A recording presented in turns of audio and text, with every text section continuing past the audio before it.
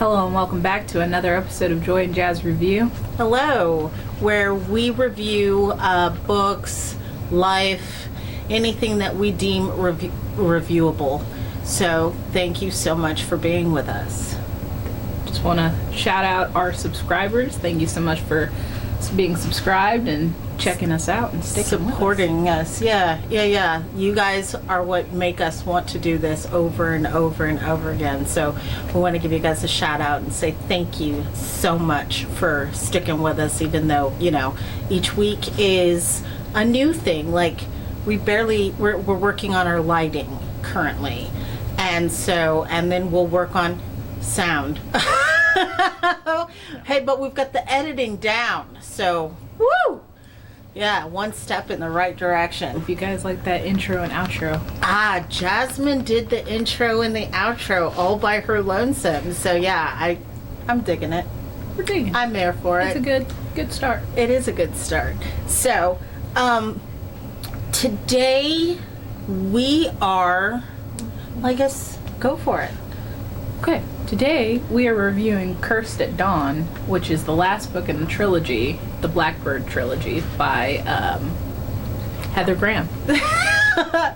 Yeah. Her name it was just escaped. It was gone. Yeah. So we have read all three. Well, okay. Yes. I've read 2, and Jasmine has read 2. So, well, I've read 2.5, and Jasmine has read 2.5. Yeah. You guys, we love Heather Graham.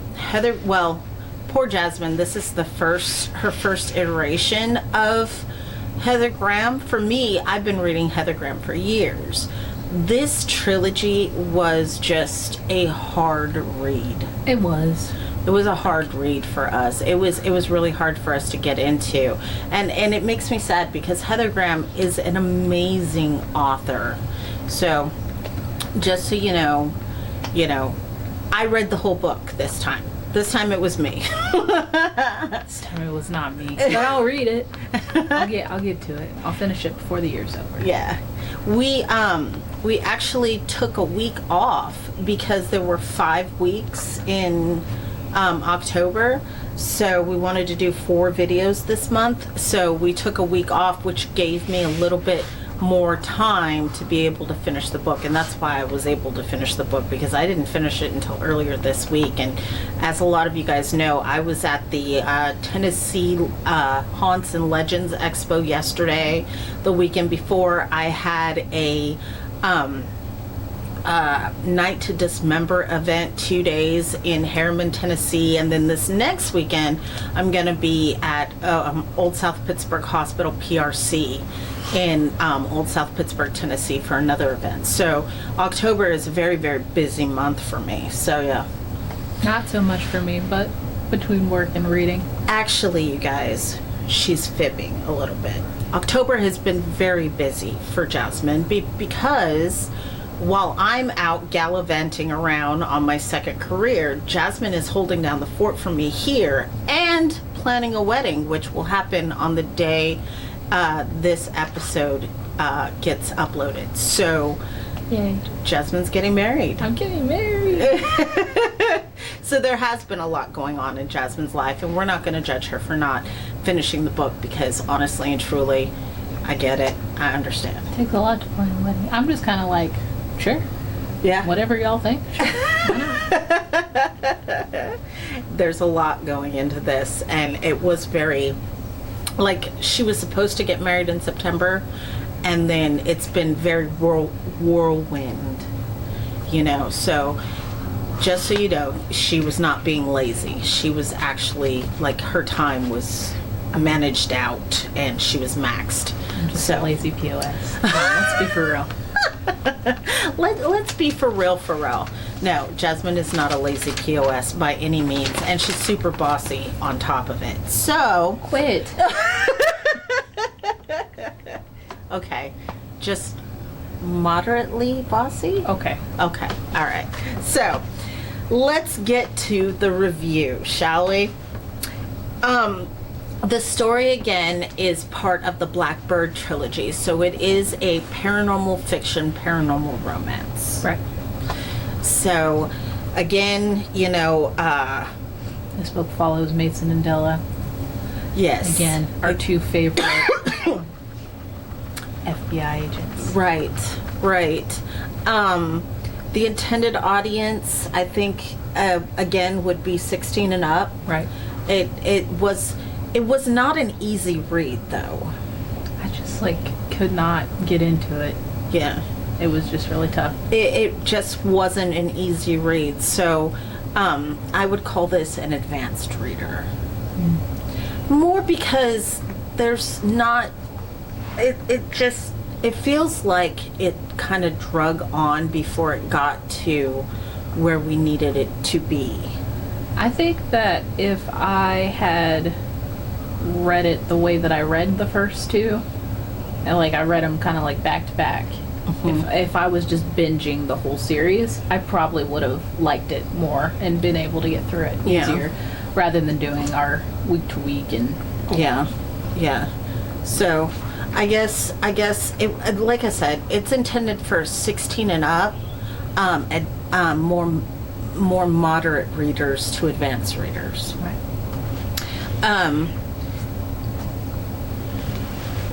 The setting of the story, this takes place in Edinburgh, Scotland. Very good. Yes. Which is intriguing to me because Edinburgh is said to be one of the most haunted places. It's said to be, because that's where you have the Edinburgh Cemetery. Yeah, that's supposed to be the most. It is so haunted that they actually have a disclaimer on the gate to the cemetery for pregnant women and people with heart problems. Shoot. Mm-hmm.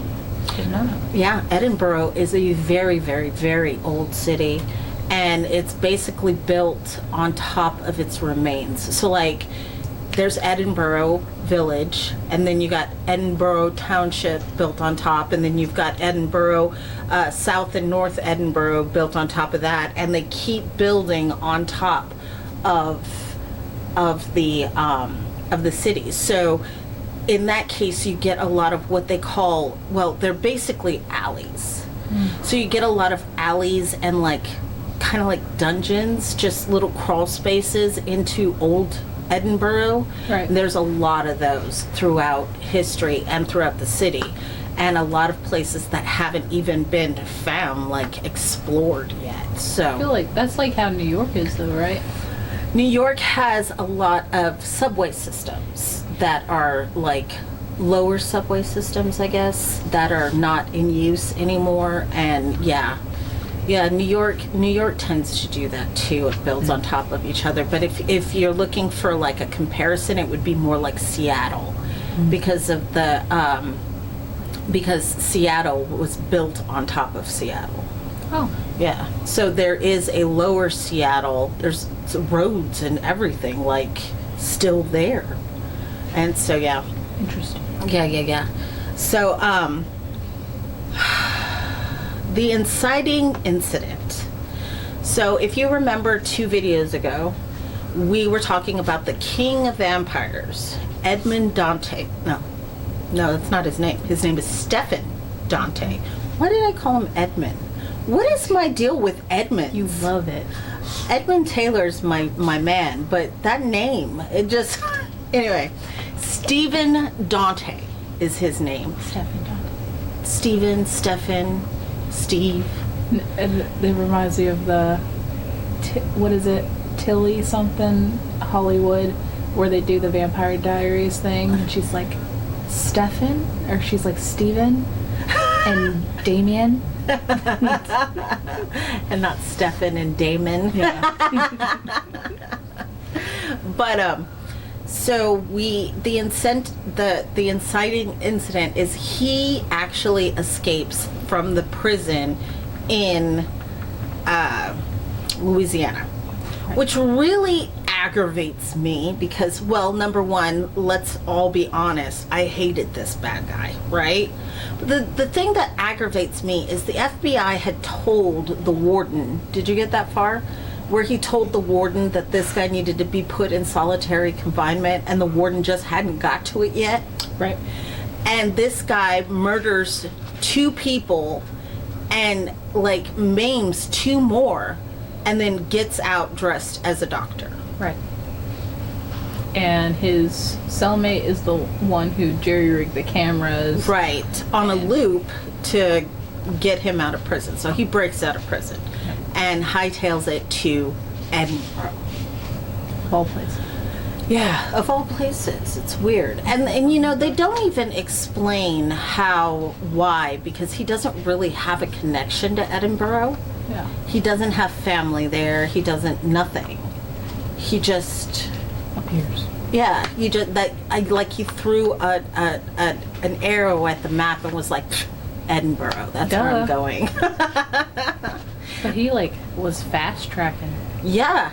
Yeah. They were like, how are we so far behind him? Because he just got out and he was already like had a victim. Yeah. And then didn't he have like another victim? He had a bunch of victims picked out already. And that's the thing with this book series is time doesn't seem to matter in this book, in this trilogy. Like, they talk about him breaking out this one girl out of a mental asylum, and like, I guess he used to visit her, but then she kills herself, and nobody can say how he even knows her because he doesn't have any connection to Edinburgh. So it was just, the time aspect was just not there for me. So let's see. Oh, we're describing the main characters. Again. So you got Della. You got Della. She's all Miss, I'm gonna do it myself. Yes. And you know what? Since I finished this book, I have decided that I am not Della because I'm better than Della. I'm not Della. It aggravates me how she is just so. We'll get there. But it really does aggravate me, her character. And then Mason. Like from the second book, Mom? I know. Sorry, guys. Mason is actually just as aggravating. Because he wants to be all, look, you're constantly putting yourself in danger. We know this guy wants to kill you, so we have to be careful about this. But then at the same time, he's like, you go be yourself. You can be the bait. Yeah. And I'm just like, oh, the two of them are so yeah. They deserve each other. Yeah, they really do. I really just can't. As for the secondary characters, again, that's the whole crew, the Blackbird crew. Turns out they all see ghosts. So, let me put this into perspective for you. If you are able to see ghosts, you are part of 1% of 1% of people. That is a very small percentage of the 7 billion people that are in the world, right? Mind you, there will be still be a lot of people who can see ghosts, but just on a whole, they're very rare. So for them to accidentally put together a whole team, including Interpol, your boy. Oh yeah. They all see ghosts. Yeah. Him. To accidentally put them together, and they're just working together. I'm just like, no. I mean, the likelihood is. And then you wait till the third book to put that out there. Heather, girl, really? It was just a little sneak peek that Edmund could see ghosts in the last book. Yeah, weird, right? I don't know, and I don't. This is a trilogy. This is the end of the Blackbird series, right? So, but Blackbird goes on. Like, but she just wrote these, so it'll continue. You'll get references to Blackbird later, but I'm just like, do you meet everybody else? Like, Does she put like a character list in like the other crew books? yeah, Word. yeah, I love that. yeah. The character list helps a lot, because especially if you have a lot of characters. So you have Jean, you have Jean and John Willem. Yeah. You've got Francois Bisset. Okay. You've got Edmund Taylor. Then you've got Della and Mason. Yeah. Okay? And in this book, what's his name? Lachlan. Yeah. Lachlan and Brienne. And they join Blackbird as well, because they can see ghosts. And their whole thing about the fact that they can see ghosts is they're Scottish and Scottish and Irish, so obviously they can see ghosts, which Yeah, when they introduce the ghost, she's just like, I'm Irish. yeah. And you're just like, oh. So just so you know, if you're Irish out there, you can see ghosts too. Woo. Okay, so as Mom said, our Stefan Dante escaped from prison. He's our main antagonist. He is our main antagonist. I had to think. I was just like, not protagonist, No, the no. other one. Yeah. Good job. Good use of the word. He is. What do you think? Well, okay, I didn't get that far in the book, obviously. Well, we know what we think about him, though. Yeah, Mom says that he's like the villain from The Incredibles. Yeah. And I mean, like, from what I saw in the book, there wasn't much of him because Right. they hadn't really seen him. Yeah. That's the other thing, is you know who the big bad is, but you don't really see him until the end. You really don't. They're searching for this guy all over Edinburgh, and you never hear from him. But even Della in the book describes him. She was like, sometimes when I was talking to him, he struck me like a 5-year-old. Even Della said that. So it leads me to believe that Heather knew what she was doing when she wrote Dante. Of course, she is a prolific writer, so I'm not judging. I feel like she's got a path or whatever. I was trying to look to see if I circled anything. It doesn't look like it did. So Della and Mason are telling the story. Yes. Della and Mason both. Mostly, in this book though, it was mostly Della. Mostly Della was telling the story. Mason was like peppered here and there, but I think whenever I write from different points of view like that, I tend to have a favorite character that I really like writing, and I think that's what happened with this book. I feel like she really liked writing Della's character, and so I feel like that's what happened with this book, because Mason was not as right there in the book as he was in every other book. Oh. So yeah. She was always like trying to like go places. She was like, I can fit in this small hole. Yeah, that's okay. Okay, so we've got Della, right? Oh boy is trying to kill her. We know oh boy is trying to kill her because he's been talking about killing her for 2 books now, right? She knows he's out there. She knows that he can just con anybody into thinking he is the vampire king. And so she agrees with Mason and Edmund that she's not going to go off by herself. I'm not going to go off by myself, she says. I understand the danger that I'm in. Oh, look, there's a hole, and crawls right in. And then she's in a dark alley, and she's like, this is a dark alley. I feel like somebody's watching me. Let me pull out my flashlight and walk down the damn...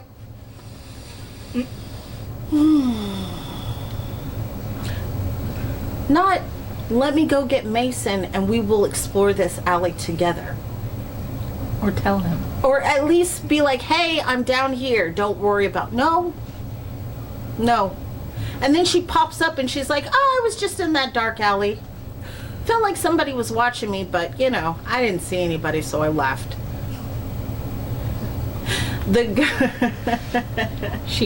Yeah. The ghosts in this story are Boyd and the married couple, Hamish and... I got to Boyd. Hamish and... I forget what his wife's name is. But you don't really get to meet Hamish. Like, why add that character if you're not going to meet Hamish? Because Hamish never says anything. Margaret, that's right. Margaret and Hamish are the married couple. Yeah. So Margaret and Hamish they had plague tunnels down back then. And they used to take food and water to the plague victims until they caught the plague themselves and died. So sad. Yeah, that sucks. That really sucks. But so they go and they're trying to help, and you meet Margaret. And she's like, well, I'm going to go tell Boyd and Hamish what we plan. She disappears. And then you see Boyd. And then you see Boyd again. And then you see Margaret. You never meet Hamish. Never. Not once. Mm-hmm. He does not have a part in this book, but why talk about him at all if he's not going to be in the book? And so, yeah, Boyd used to fight with Wallace, and he was in the wars with Bruce somebody. I'm not real big. I'm not real versed on Scottish history, but the Bruce, he was a king, and he was the king of Scotland, I think it was, and Boyd was killed in battle. So, yeah. So, but those are our ghosts in this story. Now, mind you, here's the other thing that I actually enjoyed about this book, because we have a lot of negatives, but there's actually something that I enjoyed in this book. Yeah. There were a lot of ghosts in this book. Well, you said that it was super haunted, so I was like, I'm surprised they didn't catch the killer immediately. Right. And another thing. So they're talking to Boyd, and Boyd's like, yes, I saw your boy. I saw the killer, but I lost him. That happened to what's-her-name in the last book, though. But then he walks through walls. Like, as he's leaving, he just walks through the wall. How did he lose him? I don't know. I was just like... There must have been a crowd or something. That's how the girl... So, Boyd loses Dante more than once in these, like, winding alleys and stuff. So, it was just all over the place, I feel like it was all over the place for no reason. Maybe she was just like, I don't know where to make this go. Never let them know your next move.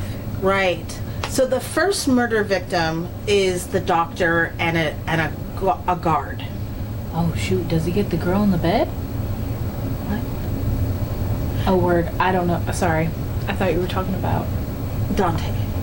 Yeah, I thought you were talking about after the girl is found and she's barely alive. No, but he does send somebody out to get her at the hospital, her and the other girl. There was another girl that survived. There was a lot of them, like, coming in at the last minute and saving these women. The one woman that did die was the teacher, the drama teacher. And so... During their production of Snow White. Yeah, and I was like, oh, dang, that is not the Disney version. The Brothers Grimm version. So, there was a lot of them swooping in at the last moment and saving people. So there was one girl, they did it 3 times. 3 times they saved somebody. 3 times. And then, so Brienne gets a text message, a message to her computer, actually. She gets an email saying that if she doesn't want that 3rd girl to die, she'll come down to the street. Oh. So then Dante has Brienne and the other girl So then Della and Mason are looking through this cemetery because, you know, if you're the king of vampires, you're going to hide out in a cemetery. So they go to this cemetery and they're like, you know, we can cover so much more ground if we go through these mausoleums separately. And then suddenly she's gone. Because Dante was in one of the mausoleums, just so happened to be the one that she picked. Oh. And then he was like, by the way, I have Brienne and this other girl. If you want them to live, you'll come with me. And not tell him. So she goes again.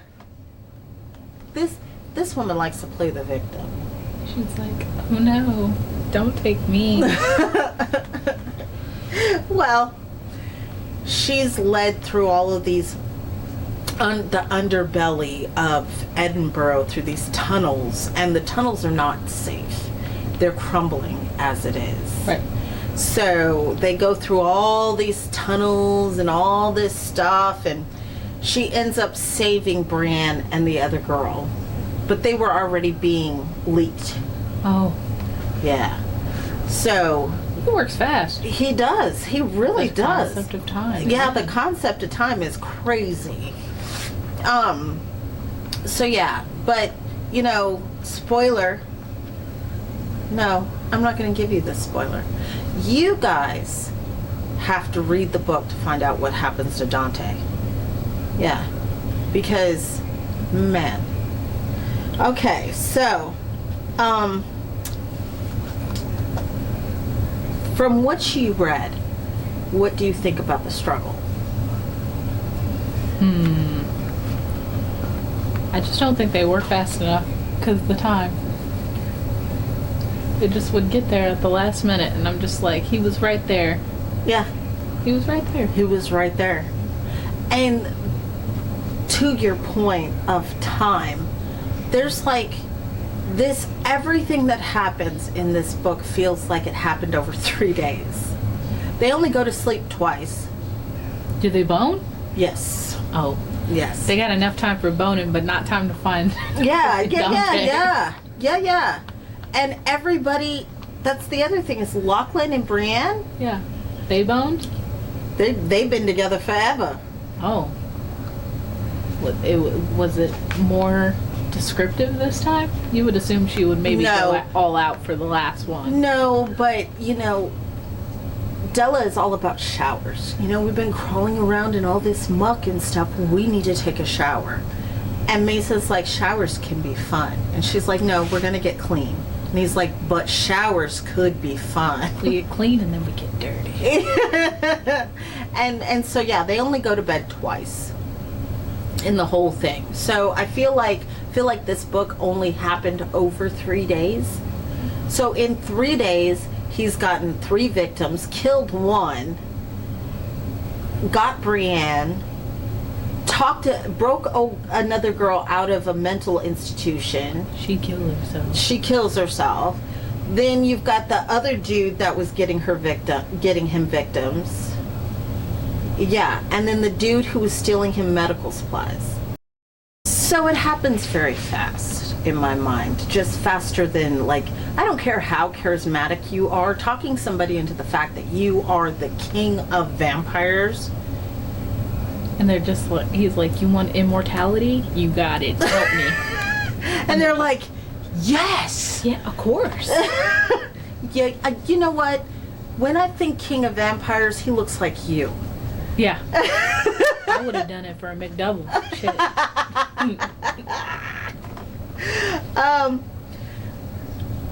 This one.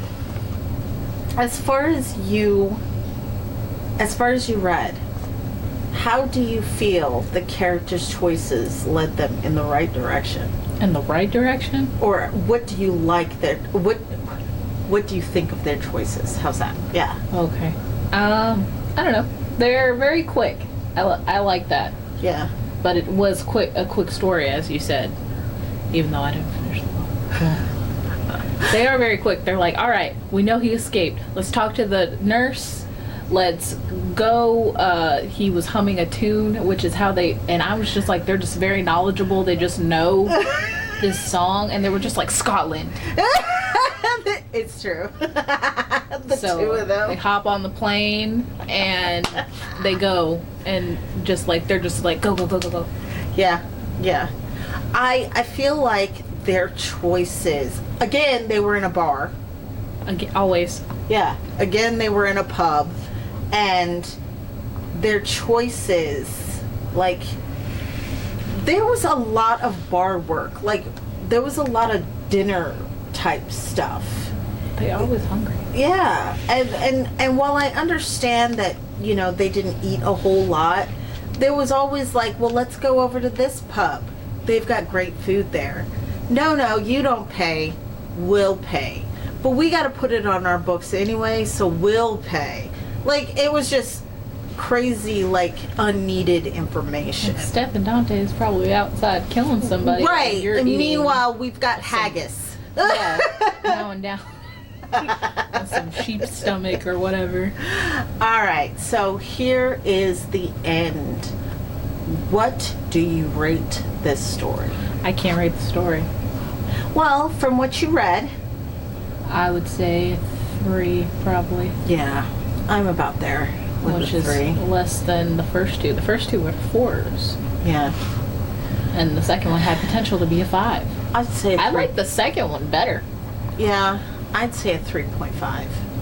And the 0.5 is because I really did like the history of the Edinburgh history that they did. Right. But then you've got characters like Brienne, who is just very knowledgeable about the history. And she's one of those people who like you're in conversation and she's like, did you know so-and-so did so-and-so in 1856 and he was blah blah blah blah blah, and you're just like, yes, Brienne, you told us last week. Like, it was Kind of giving. the know-it-all, like, Well, like the Scooby-Doo gang. yeah, 'Cause you Velma got- vibes. You got Daphne, Della, Yeah, Della, and you got Brienne, who's Velma. Velma, and then you got Fred, Mason, Mason. and then you got freaking Shaggy and Scooby, freaking Francois and Jean. And Jean. Yes. Yes. But in this book, Francois plays a really big role. Like, he's like, I'm going to go too. And then they were like, well, we need blah, blah, blah, blah, blah. And he was like, okay, well, I'll stay here then. And like, poor guy. But then when Della and Mason emerge, he's like, oh, you're alive. And he kisses them on the cheek. Aw. And they're just like, he's just so like over the moon that they're there. That's my guy. I Yeah. love So him. I would give this a 3.5 actually. I'd give it a 3.5. Now, done reviewing. Some channel news. Let's give some channel news. Special surprise for next week. Yeah, you want to tell them? We are going to be reviewing the original Halloween movies. Yes. So that is from Halloween 1978 to Resurrection, I think. H2O. Is that right? 98? No, H2O happened, and then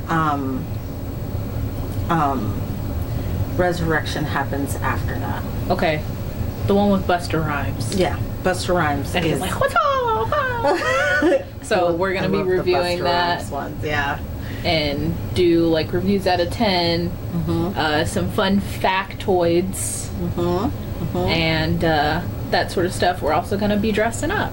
Yes, we're gonna do it in costume. So excited. Yay! Yay! We bought costumes. Like, I haven't done costumes in like forever. I'm super excited. So look for that video on Halloween. It will be up on Halloween. This video is going to be heavily edited because I didn't charge my batteries and they kept dying. So also, you guys, remember to like and subscribe. If you got anything from this video, leave a comment below. And you can find us on TikTok. All of our stuff is linked in the outro. So you guys come and visit us there. And as always, thank you guys for joining us. Thank you. Bye.